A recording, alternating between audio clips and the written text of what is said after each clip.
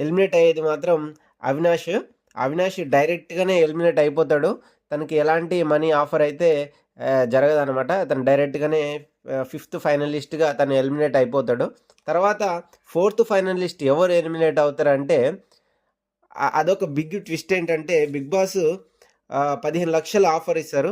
తనెవరో కాదు, ప్రేరణ అన్నమాట. ఫోర్త్ ఫైనలిస్ట్‌గా ప్రేరణ ఉంటది.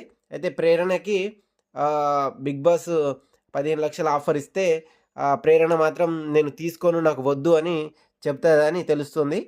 ఆ విధంగా ఫోర్త్ ఫైనలిస్ట్‌గా ప్రేరణ ఉంటది. తను కూడా ఎలిమినేట్ అవ్వడం జరుగుతదనమాట ఫోర్త్ ఫైనలిస్ట్‌గా. సో, ఈ విధంగా బిగ్ బాస్‌లో టాప్ 5 అయినటువంటి అవినాష్ అండ్ ప్రేరణ వీళ్ళిద్దరూ గూడా ఎలిమినేట్ అవ్వడం జరుగుతది. తర్వాత చూసుకుంటే ఇప్పుడు మిగిలి ఉన్న కంటెస్టెంట్స్ ముగ్గురు.